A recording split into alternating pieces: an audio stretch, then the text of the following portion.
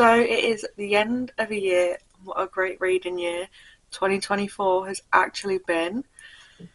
So it is time for the 2024 book tag. Like the end of 2024 book tag. And I have so many books that I've enjoyed this year.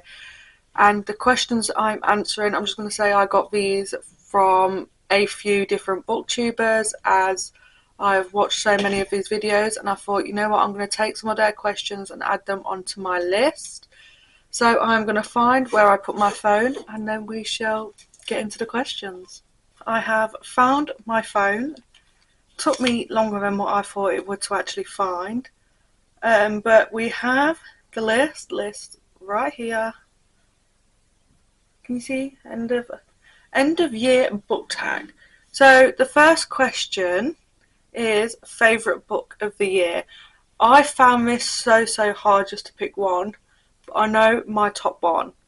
And I'm even shocked at this because I'm not a big fantasy reader, and my favourite book of the year has been Fourth Wing by Rebecca Yarros. I have read Iron Flame, absolutely loved it, but I also loved this book too. But I just really enjoyed this book. It has been my favourite. It was one of the best introductions to fantasy that I could have asked for. And I just can't wait for Onyx Storm. Onyx Storm will definitely be one of my favourites next year. I just know it. So that is my favourite book of the year. I loved how everything went off. I loved all the challenges they faced. I loved Exaden and Violet together. I just think it's so cute. Dane, it just reminds me of that saying when Vicky from Geordie Shore goes, "He's just a cunt with a quiff," and it's just one of my favourite books. Such a great read. I read this so fast. I wasn't expecting it to read as fast as I did, but I did, and I fell in love with this. So now it's just a countdown to Onyx Storm. So question number 2 is a book series I wish I got, or yes, there's a book or series you wish you got, and I really wish I had gotten Throne of Glass by Sarah J. Maas. I have read the whole ACOTAR series. I can see them on my shelf, which are across the other side of the room. Even though I have these behind me, my red shelf is all the way across the other side of the room. And I absolutely loved ACOTAR. So I really wish I had gotten to Throne of Glass. So that is going to be something I look into getting in 2024 because it is a lot of money to drop on a box set, and £50 is a lot to ask anybody to get me. So that is something I'm fingers crossed going to get. And I just really want to read that series so bad because, like I said, loved ACOTAR and I really want to read the next series. Question number 3, the biggest letdown of the year. And this ain't going to be a surprise to anybody because, you know, if you've watched my videos, you will know that this one was a letdown for me, and I'm so sorry for everybody that loved it, and that was Powerless by Lauren Roberts. It took me a while to really get into this. I just thought it was a letdown. Like, it wasn't so great. Like, I don't know why. Well, I can see why people enjoyed it, but it just weren't great for me. I did enjoy the other books in the series, however, but I think this one was just the start of the series that it was the first book and I was like, let's give it a try, and I wasn't really in the right headspace. But maybe if I was to reread it, I might think differently. But this was my biggest letdown of the year. Question number 4, well, yeah, it is a question at number 4. It says, a book that you read and thought was underhyped. So I'm going to choose a book that I read whilst I was away in Benidorm. And I really enjoyed this book. And I haven't really seen many people speak about it at all. So the book I have chosen for this one is Morbidly Yours by Ivy Fairbanks. This just gripped my attention. It was the right book, right time, so quick to read, so enjoyable. And this is Callum. Callum he's an undertaker, and he is trying to, well, he has to be married before he gets the business, or his dad gets the business, but his dad wants to sell the business. And then we have Lark. Lark has lost her husband and she moved, is it to Galway? Yeah, she moved to Galway for a new career. Her and Callum become friends pretty quick. She tries to set him up and he's just there for her, like anybody would love somebody to be there for them. And it is a happy ever after, and it was such a great read. It was so underhyped. Like, a lot more people need to read this book. Just look at this book. This book, if you've not read it, please read it, and I really hope you enjoyed it because I loved every second of this book. One, two, three, four.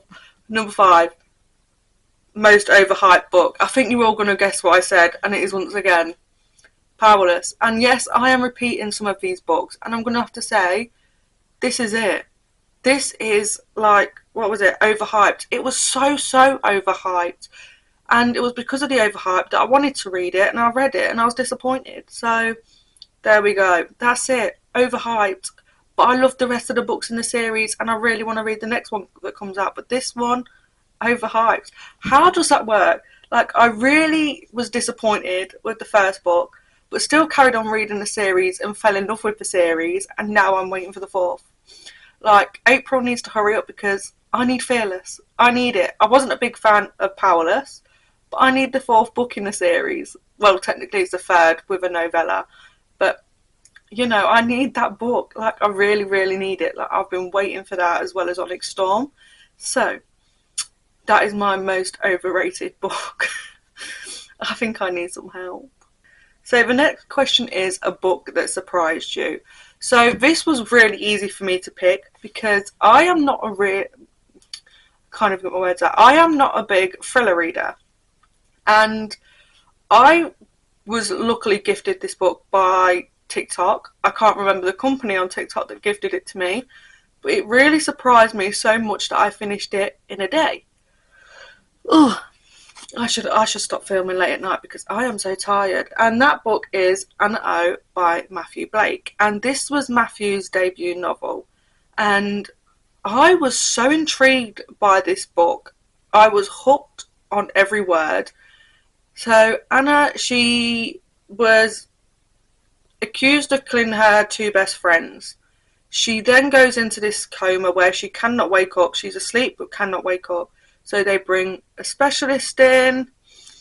I can't remember his name. I think it's Benedict Price or something silly. Yeah, Dr. Benedict Price. See, I knew. It's been a while since I read it, but I knew. And he's been trying to wake her up.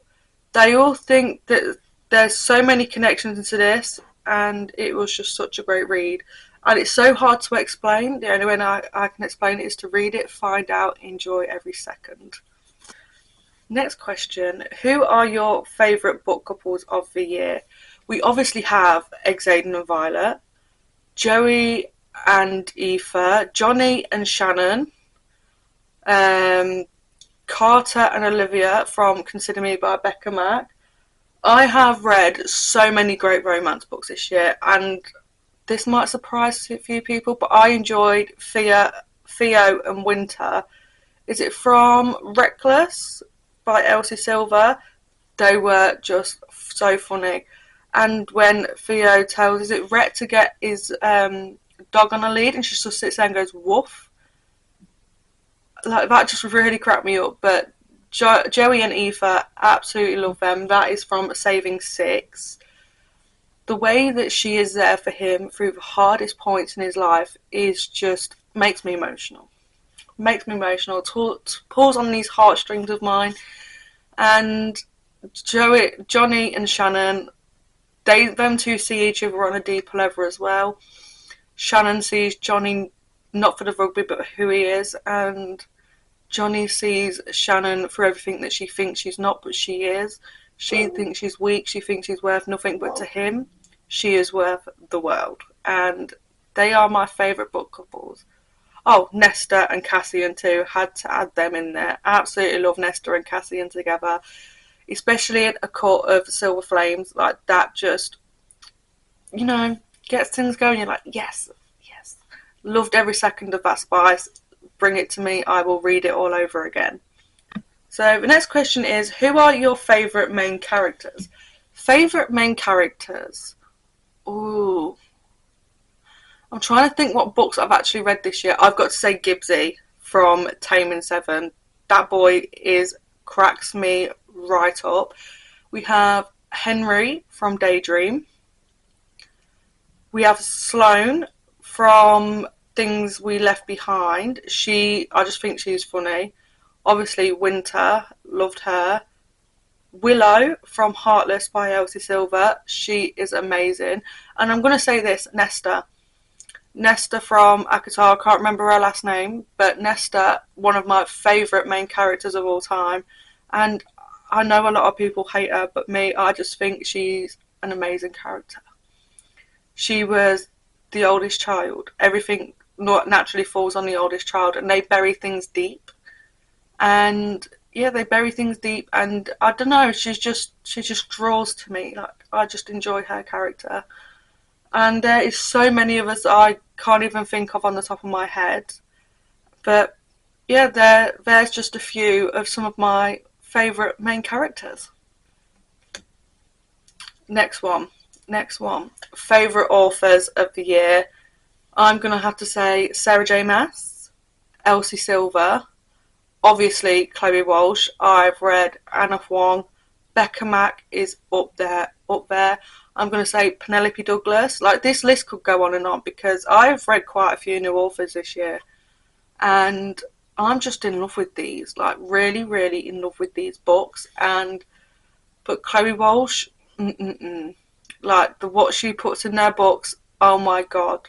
And I have seen that Claiming 10 is up for pre-order on WH Smith's, and I'm still tempted to pre-order it because Chloe Walsh, just the way she writes has my heart. She can take it out my chest, take it as long as I get some more books from her. And I really want to read Adele and John's story. Like, I really, really want them because the way they look after them kids like their own melts me. And I want to know their background because I know Adele doesn't have the best background. She obviously ran away. And I want to know more about that. I want to know her story. I want to know who she is, not just the mum, not just a wife. I want to know her. Book that made you the happiest. I can't just pick one book, and I'm going to have to say the whole of the Chestnut Springs series. Absolutely love them. Ooh. The Blue Rebel Ranch series. Playing for Keeps series made me happy.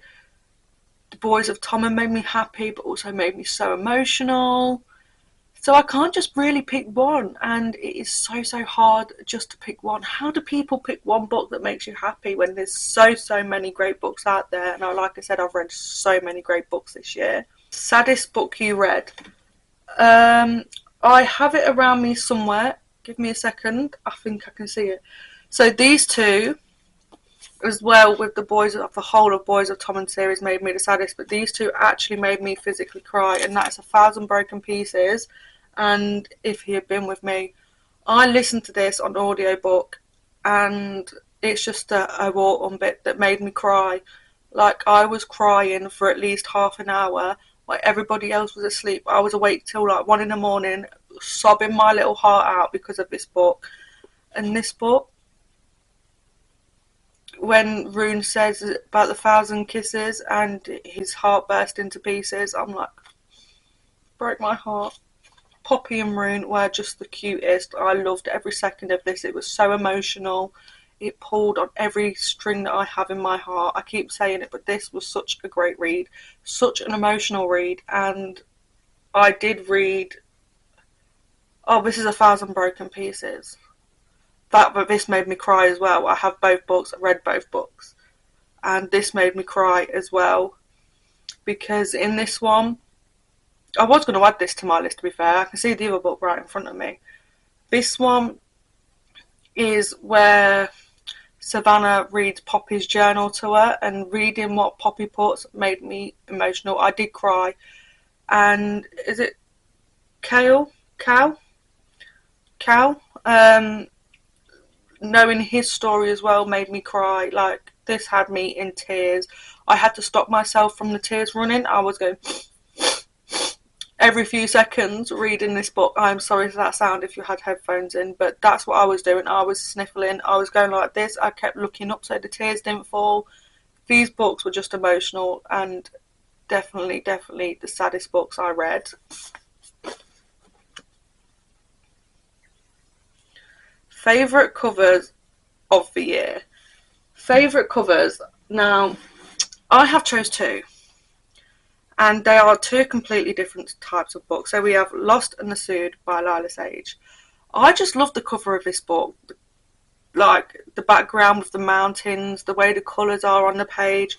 And then we have Butcher and Blackbird. One of my favourite covers, just the black and the pinks and the purples, all the little detail in that are my favourite covers of the year. I mean, I have some great covers on my shelf, but these two are the ones that jumped out at me, and these two are my favourite covers.